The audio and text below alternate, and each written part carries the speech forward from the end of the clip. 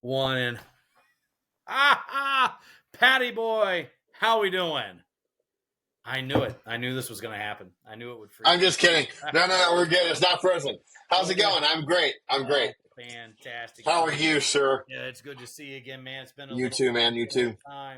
little time, Patty boy. There and back again. I think we got to get back to our roots with this show. I mean, we've done some cultural stuff, things that happen, but there's these things come and go. You know, it's like the things in society. You know, you can talk about it, and then a couple of days later, it's like It's gone. Really it's out of the news cycle. Yeah. No one really cares. But there are things that last forever. And I was talking to my son. I have 6 kids, and 15, 6, something like that. And one of they're in a homeschool group. They're the homies. They eat cereal with a fork. They wear football helmets when they go to the grocery store. A fork in water. Yep. When they go to Aldi, they think it's their allowance when they take the quarters from the carts. Not thievery, but it's fun times. And one of the classes Ty Guy is taking is on World War II history. Like they're even bringing this vet who was at Iwo Jima to talk to him. Oh, that's fancy. Dude's like 102 years old. So is he homeschooled too? I don't know. It probably was back then. Everything was homeschooled back then. I mean, oh man! But so it's a serious class. They got some stuff they're talking about. But one of the things the teacher's doing, so it's like the moms who are like this woman has I think a degree in history. She's having them watch movies while they have the conversation. So this past week, Ty Guy and I got to watch The Great Escape together. Which Yep. Awesome. And it got me thinking, what is the best World War II movie? And I'm not limiting it to just American ones. So it can be just World War II era movie. Yeah, because I was thinking to say one of my when you pitched this to me, my immediate take was a German movie that just came out in 2023, but it is not my favorite. Can you guess what my favorite World War II movie is? It's not Saving Private Ryan. That's too cliche. Nope, you're correct. It's not A League of Their Own, even though I think you could make an argument. Good World War II. It's a good movie, one. Yep. It's not. It's not Thin Red Line. Nope. It's not Enemy at the Gates. Nope. It's not Bridge Over the River Kwai. No, I do like Bridge Over the River Kwai, but no, it is not. Obviously not Great Escape because you didn't jump for joy when I said that one. Man. It's not Oppenheimer. See, Oppenheimer is one of my favorite movies of all time. Yeah. I thoroughly enjoyed Oppenheimer, but not my favorite World War II movie. And you got me, man. What is it? Casablanca. Oh! Ooh. That's good. It is. I'm not going to talk about Casablanca for the sake of this podcast because it's like kind of an outlier and it's not really about World War II. But my favorite World War II movie is Casablanca. I would say it is because World War II, you don't just limit it to the battles. It's about the actual impact the war had on life. Yeah. You see this reality of the French and the Germans. You see with, the American involvement a little bit, even though, he's not like this soldier fighting, but he's still messing the Germans stuff up, and that's a key thing when it comes to wars. It's not just on the battlefield. It's messing everything up. It's limiting the enemy's ability to do things. Also, Casablanca is just an awesome movie. It's just an awesome movie. Yeah. It's got lines. 100%. It's got music in it. I used Casablanca one time to describe Lutheran hymnody. I said Lutheran hymnody is like when the Germans are sitting there around the piano singing, and all of a sudden the French dude gets up and starts belting out what's the name of the national anthem, right? It's like he starts belting it out, and all of a sudden they drown out the Germans singing. I said that's real Lutheran hymnody. Is we drown out everything else. And of course, someone in my class was like, I don't recall that scene. And I'm like, and that's why Jesus doesn't love you. Well, I don't recall that scene, which is one of 3 iconic scenes. I mean, the entire movie's iconic, but Yeah, one of three very iconic yeah. scenes in all of film. You got the chick that's like over there crying and everything, the dude pounding the fist and all that, and oh, the Yep. whole place erupting. But oh man, that's such a good movie. That is a Yep. good one. My second favorite World War II movie is Fury. Ooh, yep, Brad Pitt. Because and that's the one Gilligan. I watch frequently. Yeah. Brad Pitt, John Bernthal, Yep, Shia LaBeouf. yep. That's a Yeah. good one. That's a good I one. love Fury. Oh man, I tell you. You What see, about you? I don't know, man. It's hard because, like, I know it's cliche, but I do love The Great Escape, man. It's Mm-hmm. just, Mm-hmm. it's one I think I can watch over and over and over again and just not get tired of it. I don't get tired of watching it. Yeah. It's got great actors in it. You got Charles Bronson, you have Steve McQueen, you got Garner in it. It's just an awesome Yeah. movie. The storyline behind it, and the reality of you're never done fighting until the enemy's done. You don't stop. Yep. These guys could have easily just said, "Hey, I've been captured. I'm going to sit out my time in a camp." It's not and I had to talk to the boys about that at the beginning of the movie. They're like, "Are they being taken to a concentration camp?" I said, "No, that's not what this is. Yeah. Concentration camps were for not just the Jews, but anyone who basically opposed Hitler or Hitler thought was they were sent to these camps." Mm-hmm. I said, "What these are prisoner of war camps, specifically for in this movie for officers in the Air Force and everything." Yep. Um, and I said, "What's they could have just eaten their food, enjoyed the packages that were sent to them from their families, and waited out the war. But no, Yeah. instead they risked their They lives." fought back. Yeah. Yeah, Yep. and I And said, I mean, it's the same thing. Like, just came out last year on Apple TV, Masters of the Air. "Yeah, yeah, The same, almost the same story. It was not the same camp, yeah, I believe. It might not. I don't think it was the same camp, but the no, same kind of story. same thing." Um, Yeah, yeah. Greyhound's another good one. Tom Oh, Hanks. yeah. Yeah, Recent, underrated. yeah, it's Did one. not get any credit. It was. I love Greyhound too. That's a really good one because it's just you're literally stressed out the entire time, and Mm-hmm. you see these. But what's like I mentioned other ones like A League of Their Own.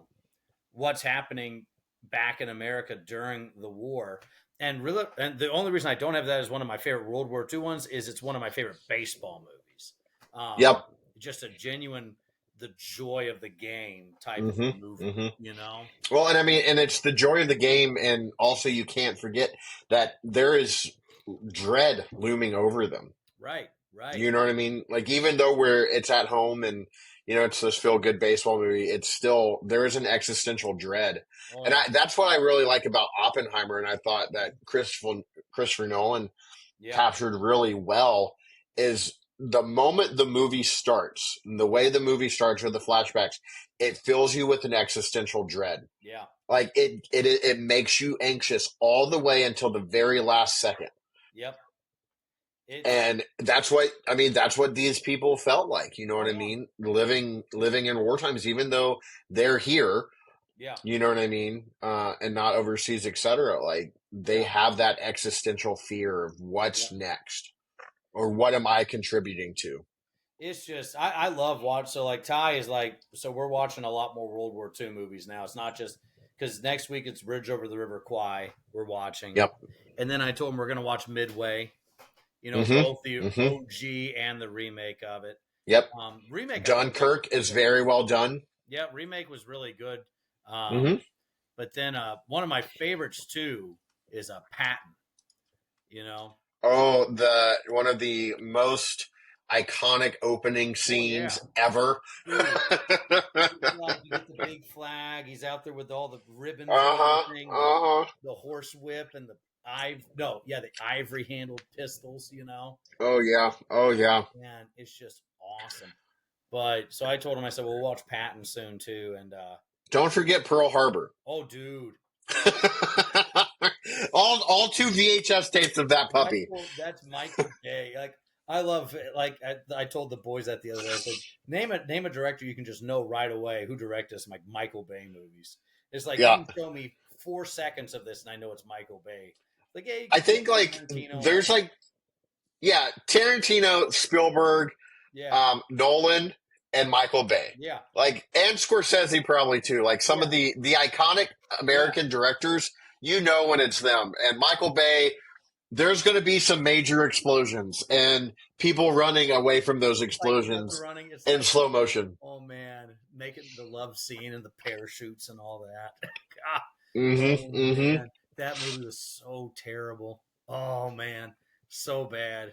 Jennifer, oh yeah, Yeah, Jennifer Garner's in it. Yeah, Jennifer Garner, Ben Affleck. Ben Yeah, Affleck. Yep.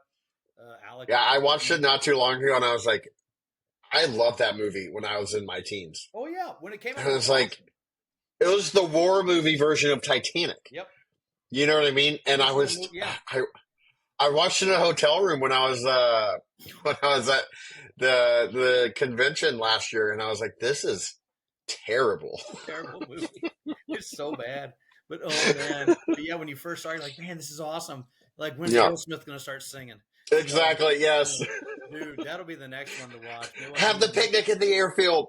We'll have to do a Michael Bay day because we just watched Armageddon with the kids, and Allison was Oh saying, "So yes. this is how I knew it was bad." We were sitting there, and she said, "I thought Deep Impact because remember Armageddon and Deep Impact came out at the Came same out at the same time. Yeah, yeah. He's like, I like Deep Impact better. And I like paused the movie. I'm like, name one actor who was in Deep Impact. She's like, I'm like, exactly. But I can go through, yeah. You got Morgan. Who was in Deep Impact? Morgan Freeman played the president. Oh, Morgan Freeman. Robert Duvall. Oh, Tia Leone. Okay. Yeah, Robert Elijah Duvall, Wood.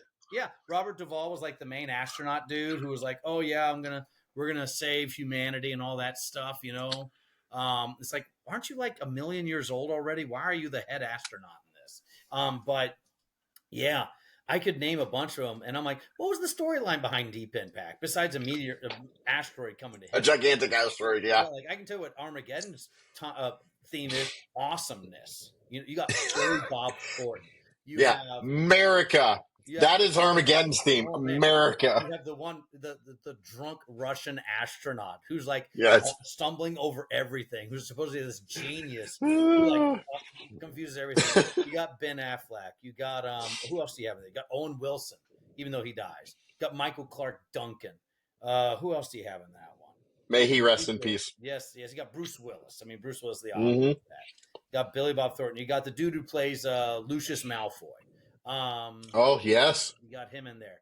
You have everybody in there. I mean, oh my gosh. You have the one black dude who's like the general in every movie. So, so good. And like we watched it, and the boys are like, "This is really bad. This is like not a good movie." And I'm like, "You need to." You shut your mouth. Steve Buscemi's in it. I forgot about Steve. Oh, yeah. Buscemi. So I had a similar conversation a couple of months ago.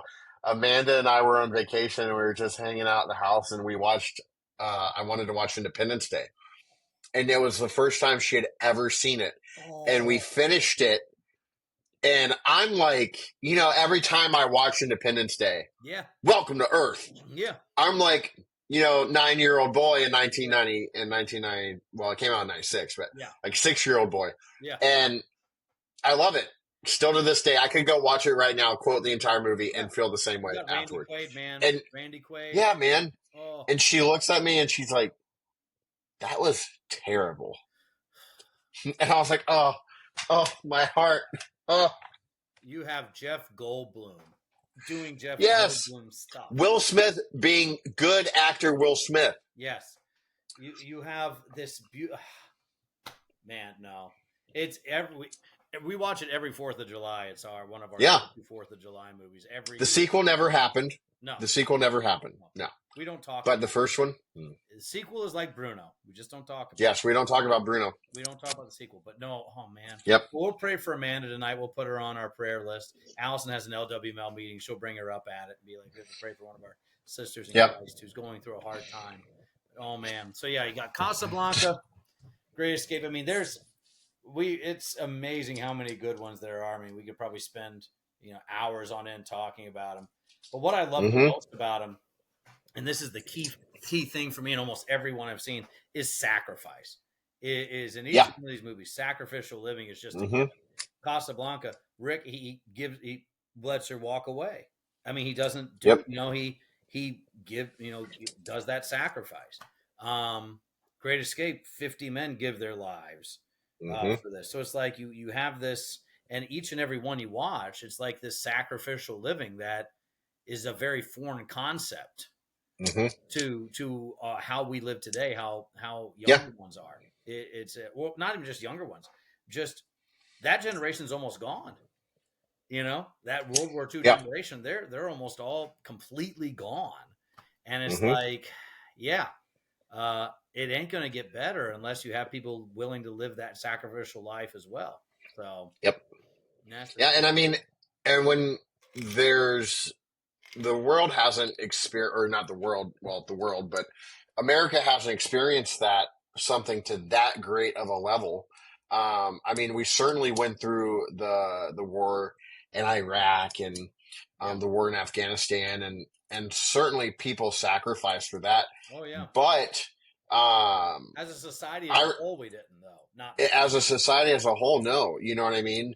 Our men and women overseas did, but we didn't. Back home, life just, I remember when I was a kid and you drive down the street and you'd see every house with the American flag, Yeah. as your own kind of personal sacrifice. Yeah. But outside of that, it doesn't really affect us. You know what I mean? No, we still So live even in with it. these great things, going on, and affecting us as a whole, it's not, we Yeah. don't sacrifice like that. No. No. There's no thought of the self-sacrifice like they had. No. So it's like, but that's why I'm glad like Ty's taking it, learning it. Hmm. Another one we didn't mention is not one I like watching often, but it's Schindler's List. I mean, that's Yeah. So, phenomenal world so leader. the film I mentioned earlier kind of goes along with Schindler's List. Yeah. Came out last year. A24 is kind of like this art house movie production company that's out right Yeah. now, and they've released a lot of the crazier, kind of thought-provoking movies. And they produced a movie called Zone of Interest Yeah. that came out last year, and it's set. Um, the entire movie takes place in a little house Yeah. that has a wall around it, has a nice garden and a play set, and Yeah. mom and dad and kid and servants and blah blah blah blah. Dad comes home from work every day, leads a normal life. Wife is gardening, has her parents over. They have this nice quaint little German life. Yeah. And then as they go outside more and more, you can hear the train cars arriving. You can hear the gunshots. You can hear the screams, because he's the commander at a concentration camp, Good night. and he's the leading officer at the concentration camp.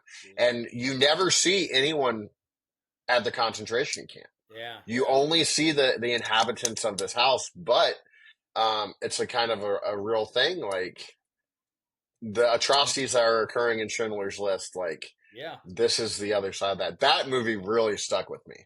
And there's not very much dialogue in it either, which makes it even more kind of Yeah.